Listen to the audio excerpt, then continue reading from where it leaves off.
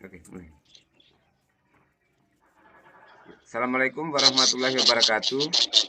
Waalaikumsalam warahmatullahi wabarakatuh. Ya, jadi hari ini kami dari kelompok F untuk mempraktikkan tentang coach. Jadi untuk langkah selanjutnya kita akan memperkenalkan diri dari masing-masing peserta. Mungkin saya bisa mulai dari Pak Saharudin dulu.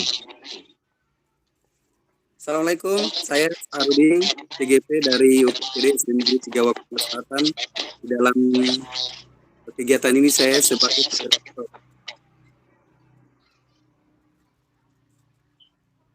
Oke, terima kasih. Wassalamualaikum warahmatullahi wabarakatuh. Selamat sore, nama saya Waode Siti Nur Indah dari UPTD SMP Negeri 1 Kontunaga. Ya, baik dari saya sendiri juga, yaitu nama saya Jumal SPD dari UPTD SD Negeri 5 Kabangka. Jadi baik, kita akan langsung saja ke praktik yang pertama, yaitu praobservasi yang diperankan oleh Bapak Saharudin sebagai supervisor dan coach sebagai yang diperankan oleh Ibu Siti Nur Indah. Silakan. Oke, Pak Jumal. Assalamualaikum warahmatullahi wabarakatuh, Bu Indah.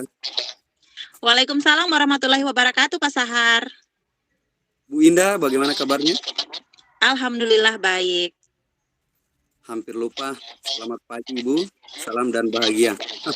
Iya. Saya sangat excited ini. Sudah diundang untuk membicarakan peningkatan keterampilan coaching.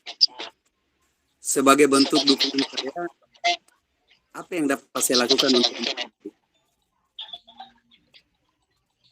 Terima kasih, Pak. Saya ingin Anda mendukung saya dalam peningkatan keterampilan coaching. Dalam hal ini, meningkatkan kemampuan presence, mendengarkan aktif, dan mengajukan pertanyaan bermakna. Baiklah, sebelum kita melaksanakan proses coaching, sebagai awal, saya akan mendiskusikan rubrik penilaian kita hari ini. Dan selanjutnya akan mengajukan beberapa pertanyaan tambahan. Ya, Pak. Baik, Bu. Jadi, nantinya coach akan saya nilai dan amati berdasarkan rubrik penilaian, yaitu apakah sudah sesuai dengan bagaimana Ibu memberikan pertanyaan berbobot kepada coach dan juga bagaimana coach merespon dan juga menanggapi pertanyaan dari coach. Baik, Pak. Oh ya, jangan lupa dalam proses nanti disesuaikan dengan prinsip coaching, yaitu kemitraan, proses kreatif, dan memaksimalkan potensi. Pertanyaan pertama yang saya akan ajukan ke Ibu adalah potensi coaching apa yang menurut Ibu sudah dimiliki ingin dimaksimalkan melalui proses ini? Oke, kompetensi yang akan saya kembangkan atau maksimalkan tentunya adalah presence, mendengarkan aktif, dan mengajukan pertanyaan-pertanyaan berbobot yang dapat menemukanali dan mengembangkan kekuatan atau kompetensi yang sudah ada pada coach. Kompetensi mana yang secara spesifik ingin diobservasi? Saya berharap Bapak dapat memperhatikan cara saya dalam ketiga-tiganya kompetensi tersebut, yaitu presence, mendengarkan aktif, dan mengajukan pertanyaan berbobot. Dikarenakan ketiga kompetensi tersebut memiliki perannya masing-masing dalam pemaksimalan coaching. Sehingga jika salah satunya pincang, saya pikir proses coaching tentu tidak akan berjalan maksimal. Oke, sudah saya catat ya. Jika saya dapat memberikan skala 1 sampai 10, kira-kira sejauh mana tingkat kemampuan Ibu dalam hal ini? Wah, menilai diri sendiri adalah kelemahan saya, Pak. Untuk sementara insya Allah 8.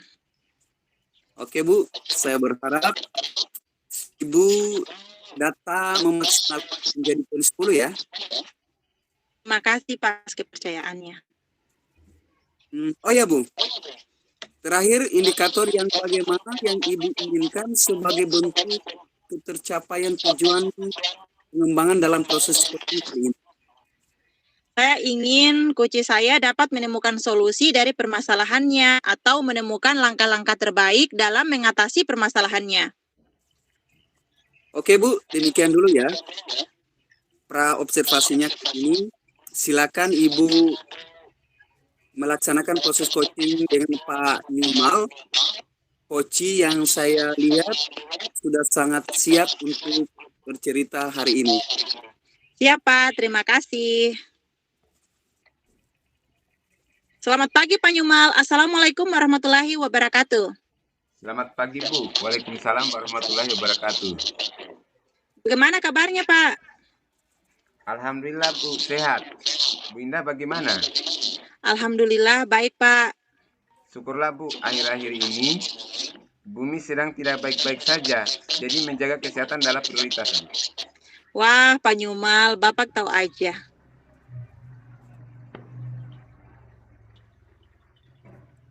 Oh iya Pak, hari ini kita akan melaksanakan proses coaching. Dalam sesinya nanti kita akan menggunakan alur tirta. Untuk itu mari kita mulai dengan menetapkan tujuan dari sesi coaching kita kali ini. Apa yang Bapak ingin capai dalam proses kali ini? Baik Bu, saya ingin menemukan solusi bagaimana seharusnya bersikap terkait dengan beberapa ketimpangan yang saya lihat di sekolah Bu. Dimulai dari masih banyak guru yang mengajar dengan menggunakan metode konvensional. Ceramah lagi, kemudian ditambah dengan aktivitas menghukum yang masih sering dilaksanakan. Apalagi saat ini saya sementara mengikuti pendidikan guru penggerak. Dalam pendidikan, saya belajar bahwa menghukum tidak diperbolehkan. Bagaimana seharusnya bersikap sebagai among yang segitiga restitusi. Oh iya Pak, memang menghukum sudah tidak diperbolehkan seharusnya. Lalu apa yang menjadi masalah Bapak? Saya melihat kenyataan di lapangan kok masih banyak guru yang melakukan aktivitas menghukum pada murid di sekolah. Saya yang sudah mempelajari teori tentang ini menjadi serba salah Bu. Saya sudah mencoba mengingatkan dalam bentuk lisan dan seramah mungkin, namun belum ada yang perubahan signifikan. Oke, tujuannya sudah jelas. Sekarang mari kita identifikasi apa saja yang menjadi kendala dan hambatan Bapak dalam menyampaikan informasi kepada rekan sejawat di sekolah yang belum mengaplikasikan segitiga restitusi dan PBM yang tentunya masih konvensional. Beberapa rekan masih tergolong cuek dan terkesan tidak peduli dengan pentingnya restitusi serta PBM aktif dan kreatif dengan menggunakan berbagai media dan model pembelajaran. Oke, apa yang sudah Bapak coba lakukan sampai hari ini? Untuk restitusi, saya sudah mencoba menyampaikan secara lisan saat duduk-duduk diskusi depan kantor atau saat bercanda dengan guru-guru lain. Oh iya, saya juga pernah menyampaikan dalam bentuk pelatihan diseminasi budaya positif yang saat itu dihadiri sekitar 13 guru, Bu. Lalu saat apa yang terjadi? Saat itu, mayoritas guru yang hadir mengatakan bahwa akan mencoba untuk tidak memberikan hukuman lagi pada murid. Beberapa lainnya terlihat tersenyum sendiri dikarenakan menyadari bahwa apa yang dilakukan selama ini ternyata salah. Terdapat seorang guru yang mengatakan bahwa tidak cocok kegiatan restitusi yang penuh kelembutan diterapkan di sekolah kami, yang notabene muridnya memiliki karakter keras dan susah dinasihati. Namun pada saat akhir diseminasi, kami guru sepakat untuk selalu mencoba melaksanakan restitusi, Bu. Sekiranya diandaikan dalam bentuk skala, berapa skala yang dapat diberikan dari 1 sampai 10 terkait pelaksanaan restitusi di sekolah Bapak? Lalu terkait dengan pembelajaran berbasis teknologi, menghindari pembelajaran konvensional untuk ketersediaan fasilitas, skala berapa yang Bapak dapat perkirakan? Untuk restitusi 5. Dan untuk pembelajaran non-konvensional atau non-ceramah sekitar 6, Bu. Karena memang fasilitas kurang mendukung. Beberapa guru mengeluh terkait dengan jauhnya jarak pengambilan LCD di laboratorium komputer untuk dibawa di kelas. Dan kalaupun disimpan di kelas, situasi sekolah sangat tidak aman. Beberapa kelas juga terlihat kacau dan tidak tertata, sehingga murid merasa kurang nyaman ketika berada di dalam, Bu. Oke, Secara cahaya, sabar dulu. Oke, mulai. Sabar. Bismillah. Oke. Ya. Oke, tadi Pak Nyumal sudah berhasil mengidentifikasi penyebab dari permasalahan yang Bapak alami sendiri. Sekarang mari kita lanjutkan dengan merencanakan aksi yang dapat dilakukan untuk mengatasi masalah tersebut. Sebelumnya saya ingin bertanya kembali, berapa skala yang Bapak ingin tingkatkan dari masalah restitusi serta pembelajaran yang masih konvensional? Ya, untuk pelaksanaan restitusi saya akan tingkatkan dari angka 5 ke angka 8. Hal itu menurut saya sudah cukup baik untuk saat ini. Dikarenakan sekolah saya mayoritas adalah guru senior yang memang untuk diwajibkan melaksanakan restitusi tanpa hukuman sedikit cukup sulit. Sedangkan kegiatan pembelajaran berbasis teknologi saya ingin tingkatkan ke angka 9. Dikarenakan banyak guru yang memang tertarik untuk berkembang dan tidak melaksanakan PBM konvensional dan ingin menciptakan lingkungan belajar atau kelas yang mengundang murid untuk belajar. Namun kita terbatas pada ketersediaan fasilitas, sehingga untuk mendapatkan nilai 9 sudah sangat luar biasa, Bu. Wah, sangat bagus, Pak. Sekarang apa rencana aksi konkret yang dapat Bapak lakukan untuk meminimalisir atau mengatasi masalah ketimpangan-ketimpangan yang terjadi di sekolah Bapak? Sebenarnya saya juga masih memikirkannya, Bu. Apa rencana yang paling baik yang dapat saya lakukan? Tapi mungkin saya dapat lakukan dengan memberi teladan dimulai dari diri saya terlebih dahulu, di mana saya yang juga balik kelas akan mencoba menciptakan ruang kelas yang nyaman, menyenangkan, dan mengundang murid untuk belajar. Saya akan memulainya dengan mengganti warna cat putih dan mulai rusak di kelas dengan warna favorit murid di kelas perwalian saya. Untuk melakukannya, saya akan menggunakan biaya sendiri terlebih dahulu dan memanfaatkan plastik dan karton bekas untuk menghias kelas, berharap dapat minimalisir biaya yang saya pakai, Bu. Wah, bagus sekali, Pak. Apa yang Bapak harapkan dengan kegiatan mendekorasi? Baik, Bu, saya berharap rekan guru lainnya dapat melihat dan merasakan langsung perbedaan suasana ketika mengajar di kelas yang nyaman dan mengundang murid untuk belajar dibandingkan kelas lain yang terlihat monoton dan tidak teratur. Dengan itu, dapat membuat mereka berubah pola pikirnya secara mandiri, Bu. Oke, sekarang untuk restitusi, apa yang Bapak dapat lakukan? Sebelumnya saya sudah memberikan pelatihan tatap muka diseminasi budaya positif dengan jumlah peserta kurang lebih 13 orang. Dikarenakan jumlah tendik di sekolah saya 40 orang, maka mungkin selanjutnya saya akan melaksanakan pelatihan yang sama dengan jumlah peserta maksimal. Selain itu, saya akan melaksanakan survei kepada seluruh murid terkait prestasi mereka terhadap pelaksanaan hukuman, konsekuensi, dan restitusi yang hasilnya nanti akan saya sampaikan kepada rekan sejawat, sehingga mereka dapat mengetahui apa yang murid inginkan sebenarnya untuk kebaikan mereka. Wah, ide bagus, Pak Nyumal. Kemudian untuk pembelajaran agar tidak lagi menggunakan metode ceramah, apa yang Bapak rencanakan? Saya melakukan kegiatan monitoring, pendampingan kepada rekan sejawat secara face-to-face. Oke, sebelumnya Bapak sudah sampaikan bahwa rekan sejawat Bapak kan mayoritas senior. Lalu, apa yang akan Bapak lakukan untuk membuat mereka merasa nyaman dan tidak terkesan menggurui saat melakukan mentoring atau kegiatan pendampingan? Pertama, saya akan mencoba berkonsultasi dengan kepala sekolah atau wakasih kurikulum untuk membuat semacam kegiatan pelatihan atau workshop dengan narasumber di bidangnya terkait peningkatan kompetensi guru, khususnya dalam penyampaian materi pembelajaran di kelas dengan metode dan media variatif dan berbasis teknologi. Wah, rencana Pak Nyumal sangat jelas dan terstruktur. Sekarang dari ketiga yang Bapak sudah sampaikan tadi, yang mana kira-kira Bapak akan laksanakan terlebih dahulu? Saya akan mulai dari penciptaan kondisi kelas yang nyaman dan mengundang murid untuk belajar, dikarenakan hasil akan lebih cepat terlihat langsung dan dirasakan oleh rekan sejawat yang mengajar di kelas dan sekolah. Selain itu, dapat terlihat langsung oleh murid-murid di kelas lainnya yang dapat mendesak guru perwalian mereka untuk melakukan hal yang sama, Bu. Sekarang bagaimana Bapak dapat menjaga komitmen terkait dengan pelaksanaan aksi tadi? Apa yang dapat membantu Bapak dalam menjaga komitmen tersebut? Saya akan membuat reminder dan berdiskusi dengan atasan terlebih dahulu, serta mengajak rekan saya untuk membantu dan mendukung. Terakhir, bagaimana Bapak akan bertanggung jawab terhadap rencana aksi ini dan siapa yang dapat menindaklanjuti rencana ini? Pertama, saya akan membuat bagja dari setiap prakarsa perubahan yang akan saya lakukan. Kemudian, saya akan selalu memantau perkembangan saya dari umpan balik yang diberikan oleh rekan sejawat dan murid. Saya juga akan mencari sumber daya lain sekiranya dibutuhkan.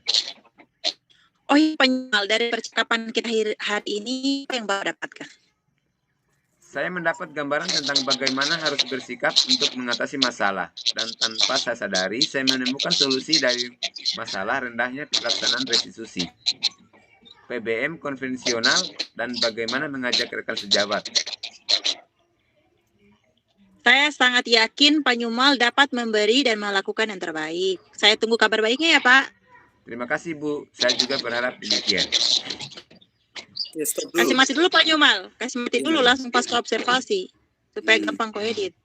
Oke, siap. Edit, iya. Ya, langsung. Dapat terpotong. Langsung nih. Langsung. Mulai. Ya. Kan saya potong nanti. Bismillah. Assalamualaikum warahmatullahi wabarakatuh. Waalaikumsalam warahmatullahi wabarakatuh, Pak Sahar. Bu Indah, bagaimana kabarnya setelah diskusi dengan coach tadi? Alhamdulillah sangat baik, Pak. Apalagi saya melihat semangat dari coach saya untuk melakukan perubahan. Saya sangat mengapresiasi seluruh rencana yang Pak Nyumal inginkan. Laksanakan. Oke. Saya ingin membahas observasi dari proses coaching Ibu sudah lakukan tadi. Oke, Pak, silahkan dengan senang hati. Jadi pertama, saya akan menanyakan apa yang sudah Ibu lakukan pada saat coaching tadi terkait indikator pencapaian yang Ibu inginkan. Dalam proses coaching tadi, saya sudah melakukannya dengan alur tirta, seperti menanyakan tujuan, mengidentifikasi, menanyakan rencana aksi, melaksanakan komitmen, dan bertanggung jawab atas komitmen yang sudah dibuat. Dengan tersebut dapat coach menggali dan menemukan solusi-solusi. Oke, Bu Indah. Sebagai observer, saya tadi sudah melihat proses coaching yang Ibu Indah lakukan dengan berjalan dengan baik. Dan alurnya juga sudah sesuai serta. Pertanyaan yang Ibu berikan kepada ini juga membuat Pak Nyumal mampu untuk menemukan dan menggali kekuatan serta kompetensi yang dimilikinya untuk menjadi solusi atas permasalahan yang beliau temukan dan ingin diselesaikan. Terima kasih, Pak. Saya tadi sudah mencoba melakukan yang terbaik dan saya mulai yakin bahwa kompetensi yang dibutuhkan dalam pemenuhan prinsip coaching sudah dapat saya maksimalkan dengan baik. Apa yang membuat Ibu merasa demikian? Saya merasa telah mampu untuk presence atau hadir dengan sepenuhnya, mendengarkan dengan baik, dan aktif mengajukan pertanyaan bermakna yang dapat membuat coach terbuka dan percaya, serta menemukan masalah yang akhirnya mampu juga menemukan solusi dari masalahnya tersebut dengan memaksimalkan potensi-potensi yang ada pada diri coach. Betul, Bu. Saya juga melihat demikian. Ibu telah berhasil memenuhi prinsip-prinsip coaching dan memiliki kompetensi coaching, yaitu kemitraan, proses kreatif, dan memaksimalkan potensi. Terima kasih, Pak, atas umpan baliknya. Saya senang mendengarnya. Namun demikian, saya juga melihat aspek-aspek yang masih dapat dimaksimalkan. Misalnya, saat observasi tadi, sebaiknya Ibu dapat lebih terkesan santai, sehingga coaching ikut sampai saat bercerita. Proses tadi sangat penting, namun bahasa yang digunakan sangat baku dan sebaiknya lebih banyak kalimat cair. Bagaimana menurut? Saya mengerti dan akan berusaha untuk melaksanakannya di lain kesempatan. Saya pikir itu ide yang sangat baik, apalagi jika bertemu dengan coach yang tertutup, takut, dan kurang memiliki rasa percaya diri dalam menceritakan masalahnya dan mengeluarkan ide-ide cemerlangnya. apa langkah konkret yang Ibu dapat terapkan untuk meminimalisir saat proses coaching? Saya akan memperbaiki latih tentunya serta mempelajari pola-pola kalimat candaan yang dapat mencairkan suasana, namun tetap dalam batas kesopanan tertentu. Selain itu, saya juga akan lebih banyak belajar terkait karakter orang, sehingga dalam proses coaching saya dapat mengenali karakter coach saya dan menggunakan bahasa dan pola kalimat yang sesuai dengan karakternya. Itu adalah langkah yang saya akan memberikan hasil catatan saya kepada Ibu sebagai bahan review Ibu dalam proses coaching. Akhir ini saya ingin bertanya kembali, apa yang Ibu perlu temukan? Saya lebih memahami area di mana saya perlu meningkatkan performa saya. Saya juga berterima kasih atas bimbingan dan umpan balik yang Bapak berikan. Sama Bu, saya menunggu kabar baiknya. Baik, wabarakatuh. Tetap semangat Bu. Oke, Waalaikumsalam warahmatullahi wabarakatuh. Salam dan bahagia.